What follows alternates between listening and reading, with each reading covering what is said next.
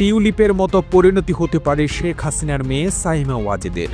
The প্রিন্টের প্রতিবেদন। দুর্নীতি, তথ্য গোপন ও অর্থ আত্মসাতের মতো একের পর এক অভিযোগের চাপে পদত্যাগ করতে বাধ্য হয়েছেন যুক্তরাজ্যের সাবেক সিটি মন্ত্রী এবং শেখ হাসিনার বোন শেখ রেহানার মেয়ে টিউলিপ সিদ্দিক। এবার টিউলিপের মতো পরিণতি হতে পারে শেখ হাসিনার মেয়ে সাইমা ওয়াজেদের। অভিযোগ রয়েছে শেখ হাসিনার হস্তক্ষেপেই যোগ্য প্রার্থীকে বাদ দিয়ে বিশ্ব স্বাস্থ্য সংস্থার পদ বাগিয়ে নেন সাইমা ওয়াজেদ। আর এসব কারণেই এবার পুতুলো চাপের মুখে পড়তে যাচ্ছেন বলে দ্য প্রিন্টে এক নিবন্ধ লিখেছেন কলকাতা ভিত্তিক সাংবাদিক মনোদীপা ব্যানার্জি। প্রতিবেদনে তিনি বাইবেল থেকে উদ্ধৃতি দিয়ে বলেছেন, বাবার পাপের দায় ছেলের উপর পড়ে, তবে এক্ষেত্রে শেখ হাসিনার পাপের দায় পড়েছে তার বোনের মেয়ে টিউলিপের উপর, যার কারণে টিউলিপ পদত্যাগ করতে বাধ্য হয়েছেন। এবার এই দায় পড়তে যাচ্ছে তার নিজ মেয়ে পুতুলের উপর, যিনি 2023 সালে বিশ্ব স্বাস্থ্য সংস্থার দক্ষিণ পূর্ব এশিয়ার আঞ্চলিক পরিচালক হয়েছিলেন। টিউলিপের পদত্যাগের পর থেকেই এবার সবার নজর শেখ হাসিনার মেয়ে সাইমা ওয়াজেদ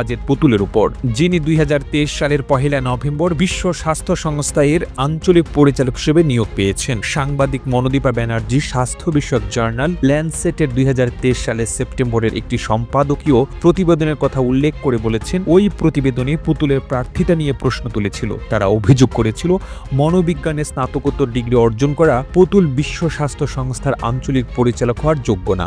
অভিজ্ঞ ও যোগ্য প্রার্থীকে বাদ দিয়ে শুধুমাত্র স্বজনপ্রীতির কারণে তিনি মনোনয়ন পেয়েছেন। এমন স্বজনপ্রীতি বিশ্ব স্বাস্থ্য সংস্থার গ্রহণযোগ্যতা নষ্ট করবে। এছাড়া 2023 সালে ব্রিটিশ সংবাদ মাধ্যম ফিনান্সিয়াল টাইমসও তার যোগ্যতা নিয়ে প্রশ্ন তুলেছিল। এতে বলা হয়, আঞ্চলিক পরিচালক পদের জন্য সাইমা ওয়াজেদ পুতুলের সাথে আরেকজন প্রার্থী ছিলেন নেপালের শম্ভু আচার্য। তিনি ছিলেন বিশ্ব স্বাস্থ্য সংস্থার একজন ঊর্ধ্বতন কর্মকর্তা, যিনি 30 বছর যাবৎ সেখানে কাজ করছেন।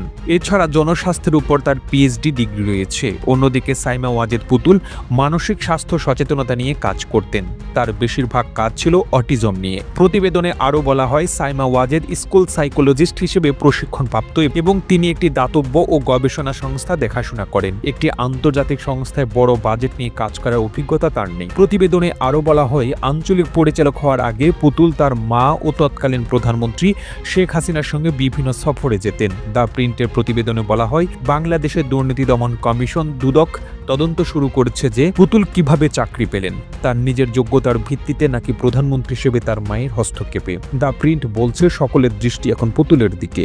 এখন দেখার বিষয় যে পুতুল ও তার খালাতো বোন টিউলিপের পদাঙ্ক অনুসরণ করতে বাধ্য হন কিনা। প্রতিবেদনটি ভালো লেগে থাকলে আপনার ফেসবুকের টাইমলাইনে এখনই শেয়ার করুন। সেই সঙ্গে বিশ্ব বাংলার ফেসবুক পেজটিকে ফলো করুন ও বিশ্ব বাংলার ইউটিউব চ্যানেলটিকে সাবস্ক্রাইব করুন। আর আপনি বাংলাদেশের কোন জেলা থেকে এই ভিডিওটি দেখছেন আমাদের কমেন্ট করে জানান। আমরা পরবর্তী ভিডিওতে আপনাকে ধন্যবাদ জানাতে ভুলব না। এতক্ষণ বিশ্ব বাংলার সাথে থাকার জন্য অসংখ্য ধন্যবাদ।